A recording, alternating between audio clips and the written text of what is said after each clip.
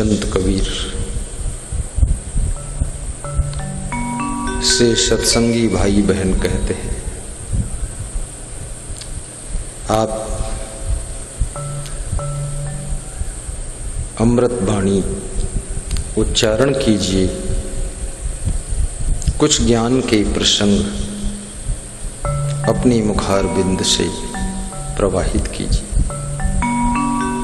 संत कबीर कहते हैं, मैं इसलिए चुप रहता हूँ, इसलिए शांत रहता हूँ, क्योंकि मैं जब कुछ बोलता हूँ तो लोग मुझे मारने दौड़ते हैं, इसलिए मैं चुप हो गया। कितने घरों में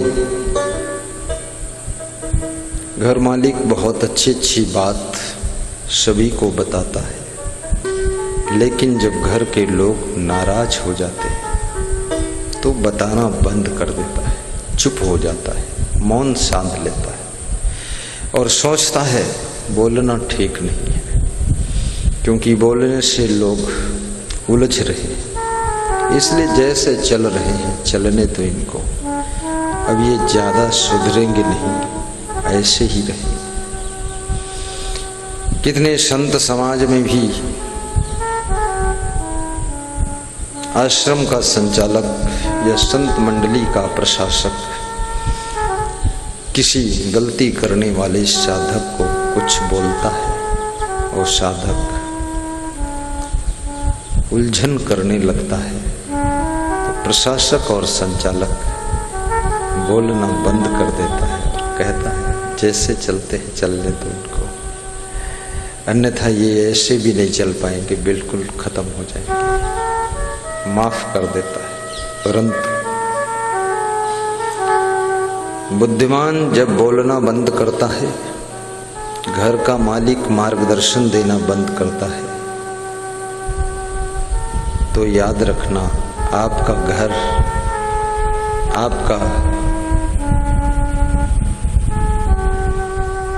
राजनीतिक पार्टी का काम, आपका संस्थान, आपका आश्रम, आपका संगठन बिखर जाता है। बोलने से, समझाने से छोटी छोटी बड़ी बड़ी समस्याओं का समाधान रोज रोज होता रहता है। जब समझाना बंद हो गया, बोलना बंद हो गया, कहना बंद हो गया, डायरेक्शन बंद हो गया, छोटी छोटी समस्याएं इकट्ठी होकर के बहुत बड़ा विस्फोट करती है, एकदम विस्फोट होता है। इसलिए थोड़ा थोड़ा परिवार के बीच में समाधान डेली होना चाहिए, समाधान की आवश्यकता है। हफ्ते में 15 दिन में बैठ करके परिवार के साथ संगठन की मीटिंग होना चाहिए, इससे अपने मन से ही समाधान हो जाते हैं। राजनीति के संगठन तब टूटते हैं जब आपस में बैठकर वो लोग बात नहीं करते। आपस में बैठकर वार्तालाप जहाँ प्रारंभ रहता है, वो संगठन में जो समस्याएं उत्पन्न हो रही हैं वे धीरे धीरे सॉल्यूट हो जाती हैं और संगठन मजबूत हो जाता है। कितने राजनीतिक संगठन के जो प्रमुख होते हैं वे अपने मुख्य कार्यकर्ताओं से भी नहीं मिलते। क्यों नहीं मिलते हैं? या तो उनको नॉलेज कम है, अनुभव कम है, डायरेक्शन दे नहीं पाते हैं, इज्जत बचाने के लिए छुपे रहते हैं, और या कि उनको क्रोध ज़्यादा आता है, अभिमान बहुत है, तो सबके बीच में अगर बैठें कुछ बात हो उसमें उलझ जाएं तो गड़बड़ हो सकता है, इसलिए सोचते हैं जो है सो चलने दो, हार जीत जो होगी सो होगी, लेकिन बहुत मुश्किल में पड़ जाते हैं। कितने संत मंडलियों में भी परस्पर बैठक और मीटिंग नहीं होती है, जिसके कारण उनकी समस्याएं इतनी विकसित हो जाती हैं कि अंततः संगठन बिखरता है। और कोई भी संगठन की जिम्मेदारी एक व्यक्ति नहीं निभा सकता है, हर सदस्य की जिम्मेदारी होती है। हम अपनी गर्ज मानकर, जरूरत मानकर, आवश्यकता मानकर के संगठन में रहेंगे तो संगठन बन सकता है। यदि घर के मेंबर, पार्टी के मेंबर, आश्रम के मेंबर, संस्था के मेंबर सोचते हैं कि हमारी कोई गर्ज नहीं, हमको कोई ज़रूरत नहीं, चाहे जो भी हो, तो वो संगठन टूटेगा। और संगठन कोई भी जब टूटता है, माला टूटती है तो मोती बिखरते हैं, मोती बिखरते हैं तो फिर उनकी कीमत कम हो जाती है। और माला की रस्सी में, डोरी में गूंथे हुए मोती, उनकी कीमत, उनका सम्मान, उनका आदर बढ़ता है। जो फूल चरणों में भेंट किया जाता है, लेकिन वही फूल जब धागे की सूत्र में पिरो दिया जाता है और माला के रूप में तैयार हो जाता है, तब उसे गले में पहनाया जाता है। जो धागे से फूल अलग हो गया वो चरणों में आ गया, और जो धागे में अपने आप को सेट कर लिया वो माला कहलाया और गले में पहुंच गया। इसलिए याद रखना, संगठन हमेशा आपको ऊंचे उठाता है, आगे बढ़ाता है और आपको सम्मान भी दिलाता है। सामूहिक सम्मान मिलता है, सामूहिक आदर मिलता है। इसलिए बुद्धिमान व्यक्ति संगठन को बनाए रखने की कोशिश करता है। आपने देखा होगा कितने परिवारों में बहुत बड़ा संगठन होता है, और संगठन विकास की जननी है। जहां सुमति तहां संपत्ति नाना। इसलिए संगठन में रहना सीखो, संगठन बनाना सीखो और परस्पर प्रेम से जीना सीखो। अपनी जरूरत समझ करके यूनिटी में रहो और अपनी क्वालिटी में भी निखार लाओ। एबिलिटी को डेवलप करो, पर्सनालिटी में प्रखरता पैदा करो। आपका व्यक्तित्व प्रभावशाली, आकर्षक, मनोहारी, सुरम्य होना चाहिए। व्यक्तित्व, हर व्यक्ति का व्यक्तित्व होता है, जिसको इंग्लिश में पर्सनालिटी बोलते हैं। और ये पर्सनालिटी, यदि आपका वाणी पर संयम है, स्वभाव सुंदर है, कर्म अच्छे हैं, चरित्र ठीक है, व्यवहार पवित्र है, तो आपकी पर्सनालिटी, आपकी यथार्थी, आपकी क्वालिटी में निखार आ जाएगा, चमक आ जाएगी, शाइनिंग आ जाएगी, अट्रैक्टिव, इफेक्टिव, इम्प्रेसिव आपका लाइफ हो जाएगा। और हर जगह पर्सनालिटी का इम्पोर्टेंट स्थान है। पर्सनालिटी निर्माण करना पड़ता है। एक तो होती है फिजिकल पर्सनालिटी। फिजिकल पर्सनालिटी यानी आपके बॉडी की पर्सनालिटी, बॉडी की बनावट, शरीर की लंबाई, चौड़ाई, शरीर का रूप, रंग, चेहरे की बनावट, दिखावट, जमावट, इसका भी बहुत बड़ा प्रभाव होता है। ये छोटी मोटी बात नहीं, बहुत प्रभाव होता है। आपके हंसने का ढंग, मुस्कुराने का तौर तरीका, बैठने उठने का लहजा, आपके खाने पीने का अंदाज, आपकी बातचीत करने का सिस्टम, ये आपके जीवन को, आपकी पर्सनालिटी को हाई क्वालिटी प्रदान कर देता है। इसलिए जो भी करते हो उससे तुम्हारी पर्सनालिटी में प्लस माइनस होता चला जाता है। आपकी बोलने का ढंग सही नहीं है, आपकी पर्सनालिटी डाउन हो जाएगी। व्यवहार सही नहीं है। कई बार देखा जाता है प्रधानमंत्री शपथ ले रहा है और मुख्य नेताओं का उसमें आमंत्रण हुआ है। विधायक तो वहाँ एंट्री नहीं हो सकता, जगह नहीं उसके लिए, लेकिन सांसद को अवसर मिलता है। और जो मुख्यमंत्री हैं प्रदेशों को, उनको अवसर मिलता है, क्योंकि प्रधानमंत्री के शपथ समारोह में सबको चांस नहीं दिया जाता है। सुधार दो, थोड़ा रेट कम कर दो, पहले जैसा कर दो। बहुत अच्छा, समझ गए तुम, होशियार हो, सो तुम जानो अंतर्यामी। तो अब जो लोग के पास में ऐंठ है, अहंकार है, क्रोध है, ईगो प्रॉब्लम है, डेंजर है, वो लोग निमंत्रण है फिर भी नहीं जाते हैं। अब वो समझते हैं जो शपथ लेने जा रहे हैं प्रधानमंत्री, आकर मेरे पैर छुएं, चरण पखारें, आरती वंदन करें, तब हम चलें और हमारे आगे आगे फूल वो डालें। अरे मूर्ख, तू भी किसी गिनती में है क्या? तेरा न्योता आ गया, यही बहुत बड़ा सम्मान है। तेरा न्योता आ गया। मैंने छत्तीसगढ़ के एक पत्रकार को फोन किया, बातचीत हुई, वो इतना खुश हुआ कि छत्तीसगढ़ के हमारे आश्रम पर गया और संतों को बताया रो रो करके कि आज गुरुजी का स्वयं फोन आया था। गुरुजी मेरा बहुत सम्मान किए, बहुत आदर किए, धन्य है गुरुदेव, महान है गुरुदेव। अब उसको फोन पहुंचा, इसी में उसे खुशी हो गई, प्रसन्नता। याद रखना, ये कोई साधारण बात नहीं है। प्रधानमंत्री का आमंत्रण आ जाए, राष्ट्रपति के यहाँ से आमंत्रण आ जाए, मुख्यमंत्री के यहाँ से आमंत्रण आ जाए, गुरुजी के यहाँ से बुलावा आ जाए, गुरुजी का खुद फोन आ जाए, गुरुजी तुम्हारा नाम याद रखे हों, ये भी बहुत बड़ा सम्मान है। उनके करोड़ों भक्त हैं, लाखों भक्त है।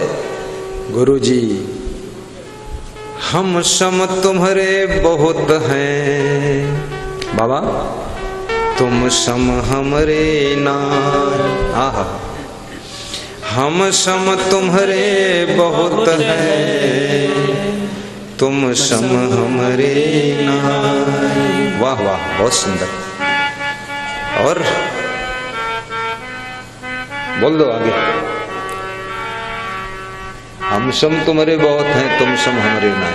आ जाओ पधारो लखीमपुर वाले, इधर आगे, संकोच मत करो। श्रीमती सुमन गुप्ता, श्रीमती राजेश्वरी गुप्ता, श्रीमती उषा गुप्ता, श्री विकास गुप्ता, श्री अभिलाष गुप्ता, ये 5 मूर्ति आए हैं और सामान लेकर निकालो, सामान खोल दो। अरे वाह क्या बात। देखो, आड़ में न रखना प्यारे, बाल्टी साइड में कर देना, छोटा छोटा आगे रखना, पीछे रखना बड़ा बड़ा, उल्टा पलटा न करना ताकि वीडियो में आए फोटो।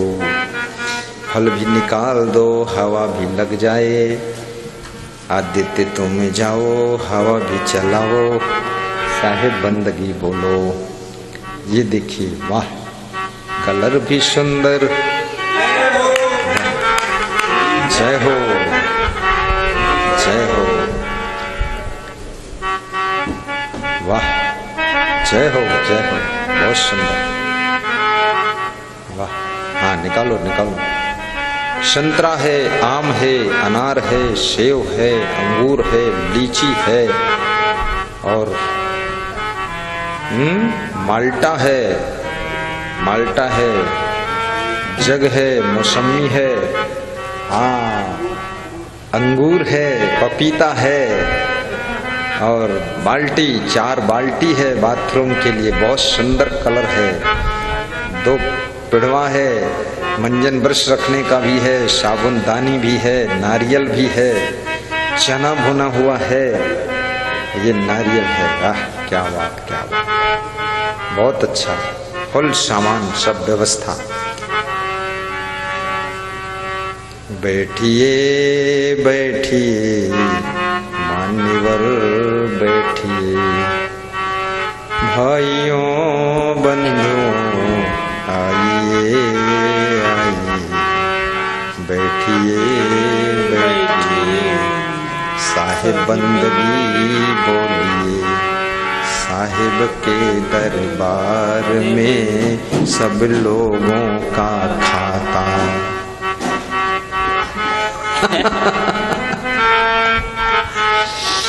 तो मैं पर्सनालिटी की बात कर रहा था। तो फिजिकल पर्सनालिटी, मेंटल पर्सनालिटी और नेचर पर्सनालिटी, लेक्चर पर्सनालिटी और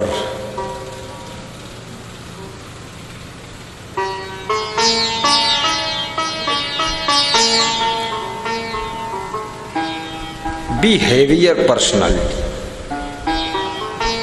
कैरेक्टर पर्सनालिटी। बहुत बड़ा इम्प्रेस है, समझना इस बात को।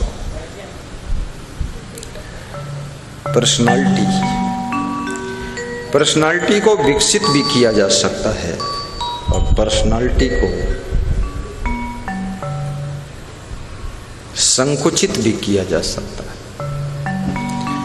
जितना तुम स्वयं को संभालोगे, तुम्हारी पर्सनालिटी विकसित होती जाएगी। स्वयं को संभालना है, सुंदर स्वभाव। भगवान राम का व्यक्तित्व, उनको भगवान क्यों कहा गया? जैसे आपने देखा होगा ना कि जिन्होंने रामायण सीरियल में राम का रोल अदा किया, उसका नाम मुझे मालूम नहीं, चलो चाहे जो नाम हो, लेकिन वास्तव में वो लगता है उसने अपनी पर्सनालिटी को ऐसा सजाया है, संवारा है कि वो लगता है वास्तव में राम जैसा ही है, राम जैसा। और जिन्होंने सीता का रोल दिखाया है, जो भी है वो तो हीरोइन है, लेकिन उस हीरोइन ने बिल्कुल ऐसे ही दर्शा दिया है कि जैसे वास्तव में सीता ऐसी ही थी। कितने लोग वो सीता, राम, लक्ष्मण भी जिसने रोल दिखाया है, वो भी ऐसे लगता है कि लक्ष्मण ऐसे ही होंगे, ऐसे दिखाया, एकदम तड़क भड़क वही रखता है। हाँ, तुरंत झड़प से उठता है और ऐसे कर देता है।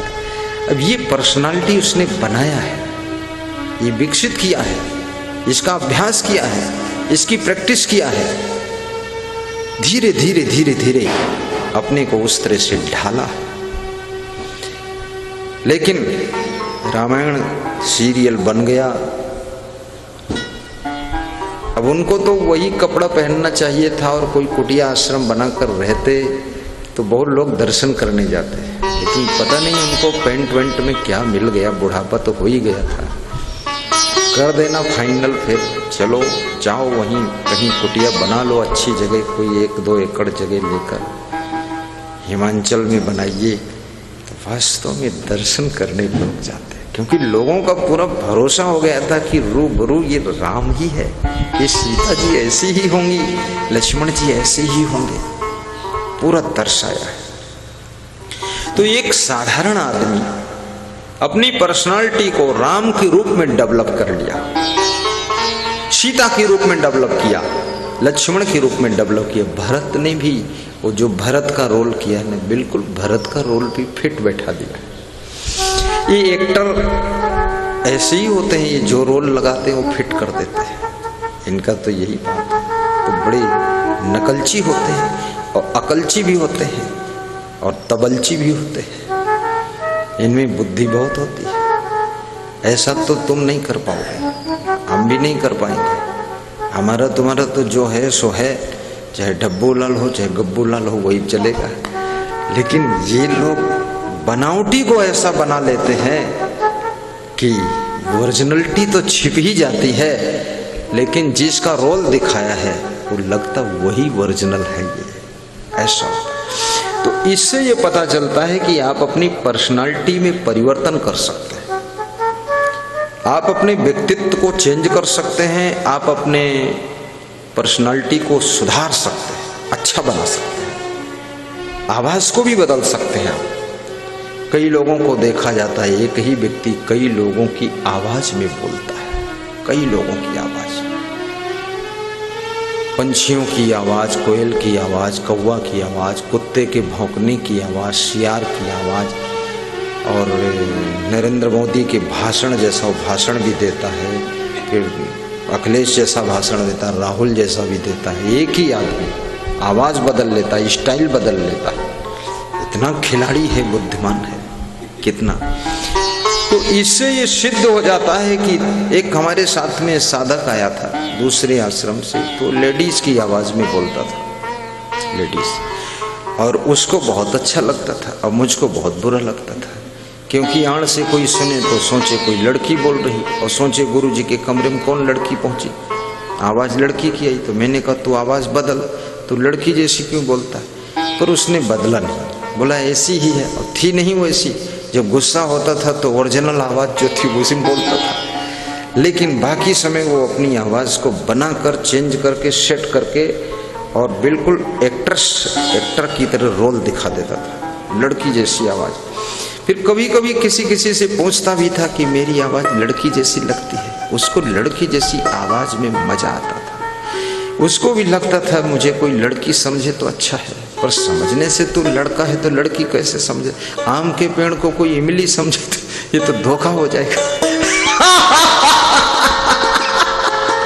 बहुत गलत बात है। मैंने उसको डांटा भी हो थोड़ा, मैंने कहा तू बहुत मेहरकुल्ला टाइप का लग रहा मुझे, ये लड़की का आवाज में क्यों बोलता है? तो मेरे यहाँ नहीं रह पाएगा, निकल तो जा हट। मेरा मन उतर गया उससे, मेहरा आदमी है कि साधु बन गया तो औरत की आवाज में क्यों बोलता है? हाँ अपनी आवाज में बोलो तुम। हाँ इतना जरूर है, मीठी आवाज हो, सुंदर स्वभाव हो, तो अपनी पर्सनालिटी को आप काफी करेक्शन कर सकते हैं। और कोई अच्छी पर्सनालिटी को यदि आपने विजिट किया है तो उसको आप अपने लाइफ में सिलेक्शन कर सकते हैं, उससे डायरेक्शन ले सकते हैं। इससे आपकी कीमत बढ़ जाएगी, आपका प्राइस बढ़ेगा, बहुत बहुत कुछ प्राप्त हो जाएगा आपको। ये साधारण बात नहीं, क्योंकि जब एक व्यक्ति राम का रोल दिखा सकता और राम जैसा बोल सकता और राम जैसी एक्टिंग कर सकता और राम जैसा वो क्रियाकर्म कर सकता है, और लोगों को भरोसा हो गया है राम है। हमारे छत्तीसगढ़ के संत सतकर जी कह रहे थे जिस समय प्रथम सीरियल आया है तो छत्तीसगढ़ के लोग भावुक होते हैं ज़्यादा, तो टीवी उस समय ज़्यादा नहीं थे, फिर एक दो टीवी थे तो लोग अपने अपने मोहल्ले में टीवी बाहर द्वार पर लगाते थे और गांव भर इकट्ठा होता था। जब सीरियल प्रारंभ होता था तो लोग आरती उतारते थे, वो राम सीता लक्ष्मण की आरती हो श्री राम की, सीता संग लक्ष्मण राम की, आरती करते थे, पूजा करते थे, और उसके बाद सीरियल देखते थे। राम का वनवास जब होता था तो रोते थे लोग, आंसू पोंछते थे। ये कैसा दर्शाया है? ये कथाकार होते हैं, कैसा बोलते हैं कथाकार। कथाकार हो या कोई भी व्याख्याता हो, भाषण करने वाला हो, ऐसे ढंग से बोलता है कि कई बार दर्शक और श्रोता रोने लग जाते हैं, आंसू पोंछने लग जाते हैं। सबके अंदर मोह ममता करुणा पैदा कर देता है और सब रूमाल निकाल निकाल कर आंसू पोंछने। मैंने कई कथाओं में देखा लोगों को रोते हुए, और कथाकार को भी रोते हुए देखा, कई नेताओं को भाषण करते करते रोते हुए देखा, कई बार नरेंद्र मोदी को देखा सिसकियां भरते हुए रोते हुए, संसद भवन में आदित्यनाथ को भौं भौं रोते हुए देखा मैंने, भौं भौं रोते हो, और बहुत बड़ा रुमाल लेकर खिच खिच खिच खिच कर रहे हैं, रो रहे, दुखी हो गए, कुछ हो गया होगा। इसमें राजनीति में भी बहुत रोना धोना है, बहुत झंझट का काम है, कोई साधारण काम नहीं, वहां भी बहुत दुख है, क्योंकि जो सच्चे हृदय के लोग हैं उनको ठेस ज्यादा लग जाती है जब उनके साथ में ज़्यादा अन्याय होता है या उनके साथ बहुत गलत होता है तो उनका मन बहुत व्यथित हो जाता, बहुत दुखी हो जाता है। घर में भी लोग जब उनके साथ में ज़्यादा लोग गलत करते हैं या ज़्यादा कुछ ऐसा भाव भर जाता है तो घर में भी रोना धोना हो जाता है। बेटे को भी मोह आ जाता है, माँ को भी आ जाता है, पिताजी को भी आ जाता है। कुछ लोग तो बोल ही नहीं पाते हैं, गला भर जाता है, गला रूंध जाता है और हिचकियाँ बंध जाती हैं और रो लेते हैं। और कई ऐसे अवसर आते हैं मनुष्य की जिंदगी में जिनमें रोना ही आ जाता है। बेटी की विदाई में माँ बाप रो लेते हैं, बहन की विदाई में भाई रो लेते हैं, बहनें रो लेती हैं, और बेटा ज़्यादा बीमार है तो भी माँ बाप रो लेते हैं, माँ ज़्यादा बीमार है बेटा रो लेता है, क्योंकि ये सारा संसार सहारा से ही चलता है। यदि सहारा नहीं दोगे तुम किसी को, ये संसार बिखर जाएगा, टूट जाएगा, खंड खंड हो जाएगा। माँ का सहारा पुत्र को, पुत्री को, संतान को बहुत होता है। पुत्र पुत्री का सहारा माँ बाप को होता है, पिता का सहारा बेटा बेटी को होता है। लेकिन कई लोग सहारा देते भी नहीं, बड़े कठोर हो जाते हैं। माँ को सहारा नहीं देते, ना तो सासू को सहारा बहू दे रही है। बेसहारा पुत्र और बहू दोनों के जीवित होते हुए भी कितने माँ बाप बेसहारा हो गए, लावारिस हो गए, कोई उनको संभालने वाला नहीं। रोते रह रहे हैं, पागल हो रहे हैं। सत्संग मिल गया तो हंसते रहते हैं, दुनिया को हंसते रहते हैं, कोई बात नहीं, जो है ठीक है। ज्ञान हो गया तो दुख नहीं होता है। और जिनको सत्संग नहीं मिला, ज्ञान नहीं हुआ, बहुत दुखी होते हैं, बहुत रोते रहते हैं, परेशान हो जाते हैं, बड़ी पीड़ा मन में होती है, क्या करूं। लेकिन याद रखना, सहारा देना बहुत बड़ी चीज है। सहारा देना बहुत बड़ी चीज है, और सहारा देने वाले को धन्यवाद देना भी बहुत बड़ी चीज है। और सहारा देना ही चाहिए। सहारा देने वाले को ये कुदरत सहारा देने लग जाती है। जो किसी को सहारा देता है उसको सहारा देने योग्य ये प्रकृति बना देती है कि तुम सहारा दे रहे हो, इसलिए तुम कमजोर नहीं हो सकते। इसलिए दानी कभी गरीब नहीं होता है, दानी गरीब नहीं होता है। और गरीब जो दान नहीं करता है ना, बिल्कुल दानवान करता ही नहीं, वो कभी अमीर नहीं होता है। दान नहीं करेगा, उसको अमीरी आना भी मुश्किल है, और आ भी गई धोखे से तो चली भी जाएगी वापस। कभी कभी लक्ष्मी जी भी धोखे से आपके घर आ जाती है, फिर समझ जाती हैं तो झोला झंडा लेकर चली जाती है, इसके घर नहीं रहेंगे। दानी हमेशा उन्नति भी करता है, सुखी रहता है, प्रसन्न रहता है। वो सहारा दे रहा है, सहारा दे रहा है, और ये सारा संसार सहारा से चलता है। इसलिए अपने माँ बाप को भी सहारा देना, सास ससुर को सहारा देना। बचपन में, बाल अवस्था में तुम जब कमजोर थे, असहाय थे, अशक्त थे, तब माँ बाप तुम्हें सहारा दे रहे थे। अब माँ बाप बुजुर्ग हो रहे हैं, कमजोर हो रहे हैं, जर्जर हो रहे हैं, बूढ़े हो रहे हैं, तुम जवान हो रहे हो, तुम जवान हो चुके हो। अब तुम्हारा धर्म बनता है कि उनको सहारा दो, ताकि सहारा के कर्जा से भी मुक्त हो जाओ। बचपन में तुमने उनका सहारा लिया था, अब जवानी में उनको सहारा दे दो, ताकि सहारा के कर्जा से भी छुटकारा हो जाए। सहारा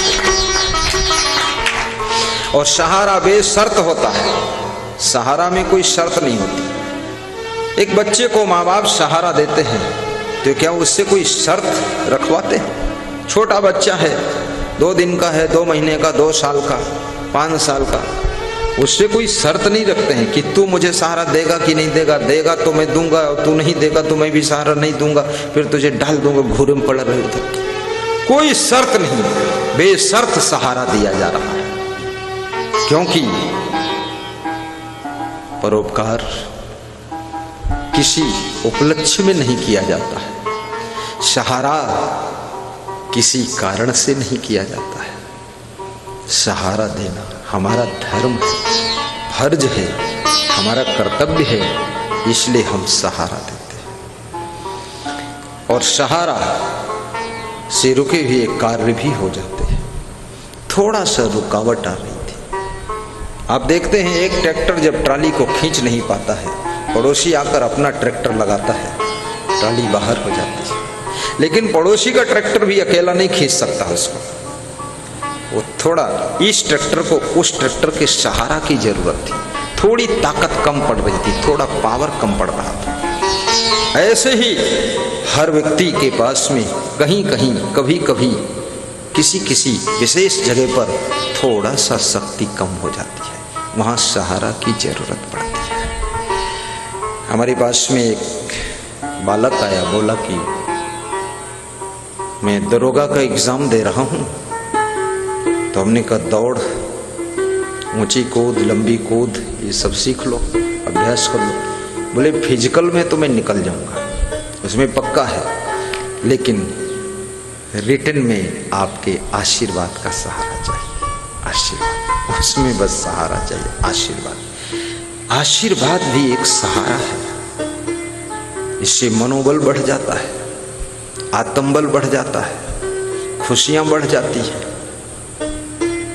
वाणी भी सहारा है। ये जो मैं प्रवचन बोल रहा हूं ना, ये बहुत लोगों को सहारा बन जाता है, बहुत लोगों को शक्ति दे देता है। जिन्होंने जीने की आस छोड़ दी थी, जो मरने की तैयारी कर रहे थे, जो हार गए थे जिंदगी से कि बस हो गया सब खत्म, कुछ भी बचा नहीं, वह लोग अब हंस करके जी रहे। ये सत्संग के शब्द बहुत लोगों को सहारा देते हैं। धन्य। याद रखना, कृष्ण भगवान युद्ध नहीं लड़े थे, लेकिन अपने शब्दों से अर्जुन को सहारा देते थे, मनोबल बढ़ा देते थे, आत्मबल बढ़ा देते थे।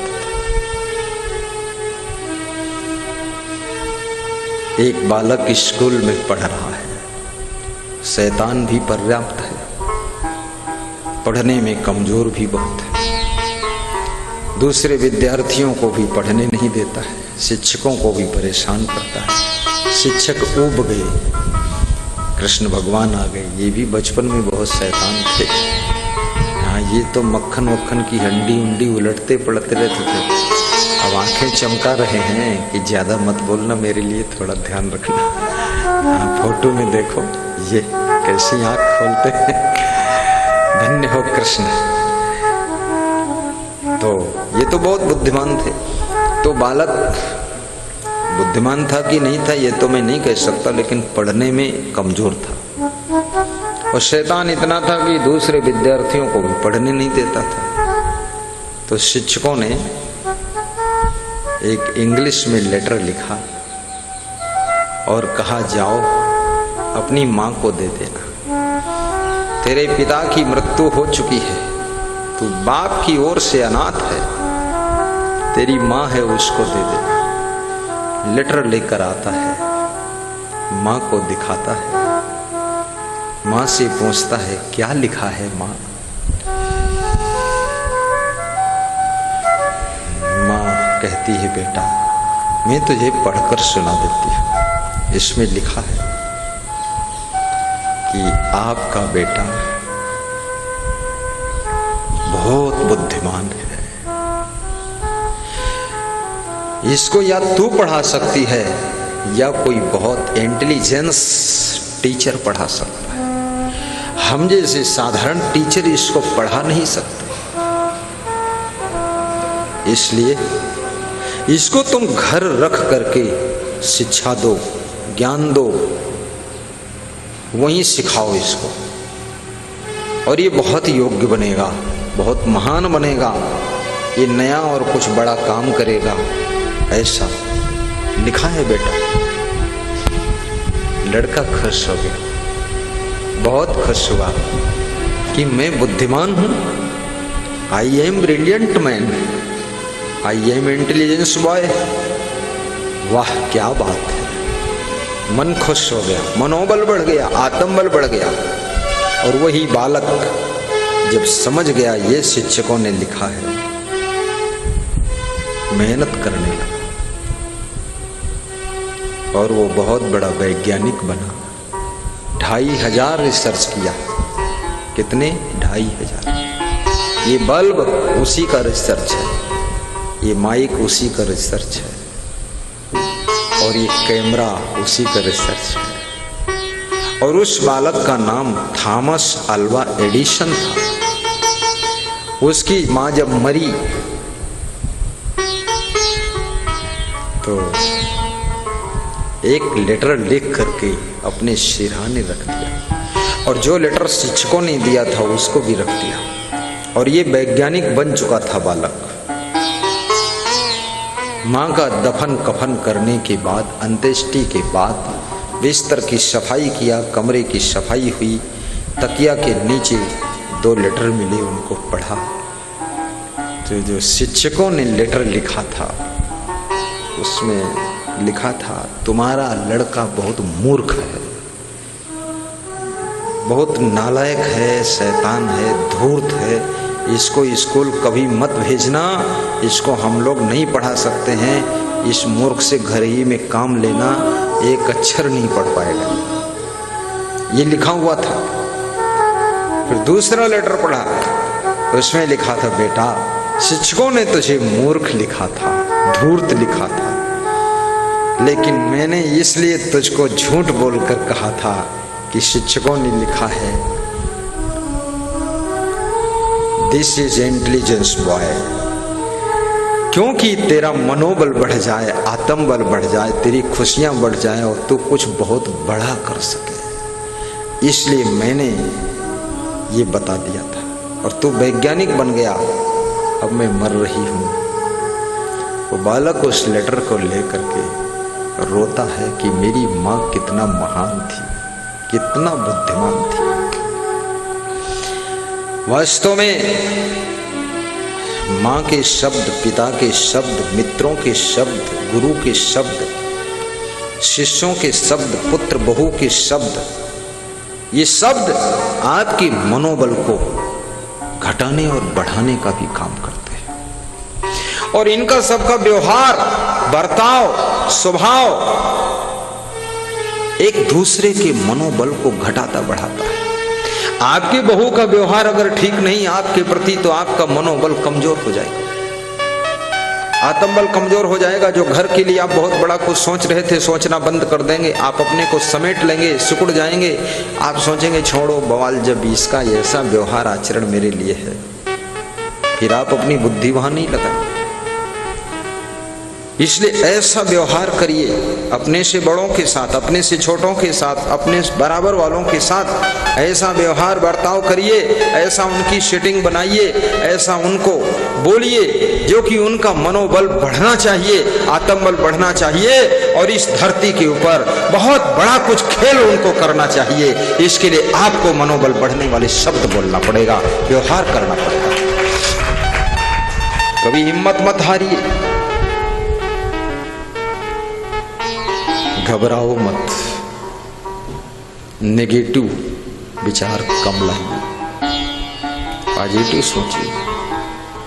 धीरे धीरे रे मना, धीरे सब कुछ हो, माली सींचे 100 घड़ा, ऋतु आए फल हो। धीरे धीरे सब बन जाएगा। दुखी मत होइए, सब होगा।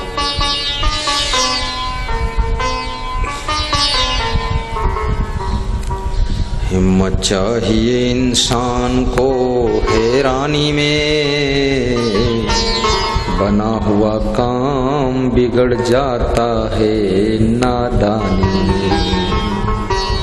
नादानी नहीं करना है, हिम्मत रखना है। हिम्मत, हिकमत, गुरु की रहमत, तुम्हारी मेहनत तुम्हारी बदल देगी किस्मत।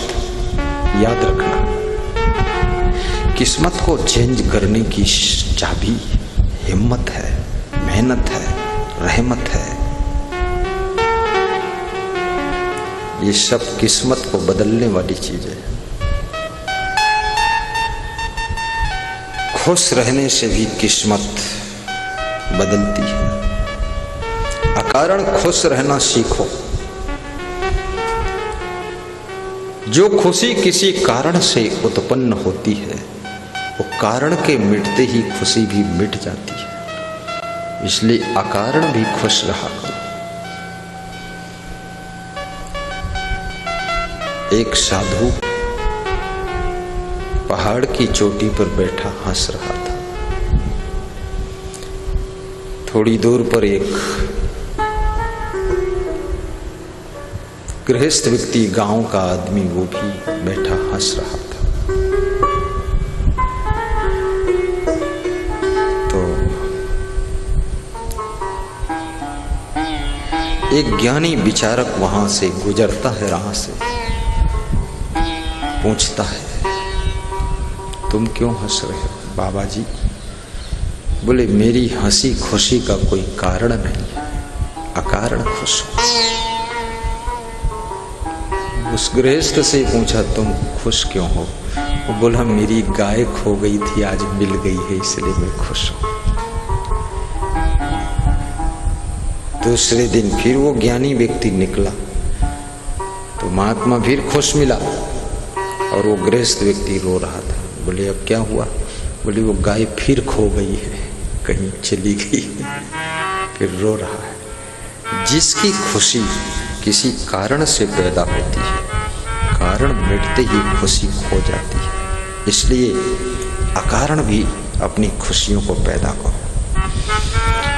और जो कुछ तुम्हारे पास में है उसके लिए खुद को धन्यवाद भी दीजिए। जिस मकान में रहते हो खुशी मनाओ कि मेरा मकान बहुत सुंदर है, मेरा आश्रम बहुत सुंदर है। मन में खिन्नता नहीं होनी चाहिए, क्योंकि रहना उसी मकान में पड़ेगा, चलना उसी गाड़ी से। खिन्न होकर चलोगे मन में दुख हो जाएगा।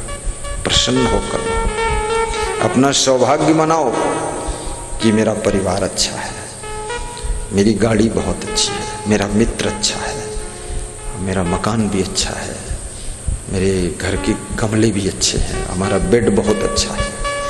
ऐसा सोचोगे आप बहुत खुश रहोगे। मेरा बेटा भी अच्छा है, ऐसा सोचो। और संतोष भी रखो। बोले ते जग मारे, अनबोले ते कैसे बनी है, अनबोले ते कैसे बनी है, शब्द ही कोई न विचारे, संतो बोले ते जग मारे, संतो बोले ते जग मारे। कबीर साहब कहते हैं,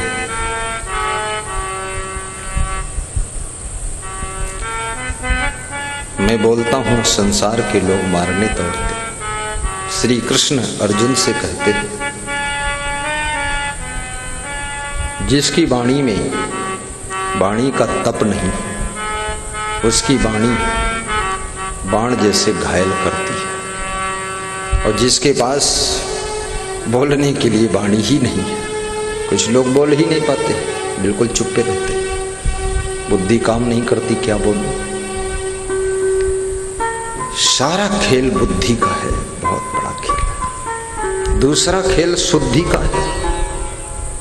ये दो खेल अगर कंप्लीट हैं, आपके पास बुद्धि है और शुद्धि है, तो आपके पास रिद्धि सिद्धि समृद्धि और हर तरह की वृद्धि होती रहेगी। बुद्धिहीन आदमी कुछ नहीं कर सकता, सोने की लंका भी राख हो जाएगी। और बुद्धिमान व्यक्ति जिसकी बुद्धि भी और शुद्धि है, जो ठान लेगा सफल कर देगा। इसलिए बुद्धि तो जन्मजात मिलती है, पूर्व जन्म के पुण्य से प्राप्त होती है, लेकिन शुद्धि आपको सत्संग, भक्ति और साधना सेवा से प्राप्त होती है। इसलिए सत्संग भक्ति से भी जुड़ना चाहिए, इससे शुद्धि मिलती है। हर तरह से शुद्धि हो गई, मन की शुद्धि, वाणी की शुद्धि। कृष्ण कहते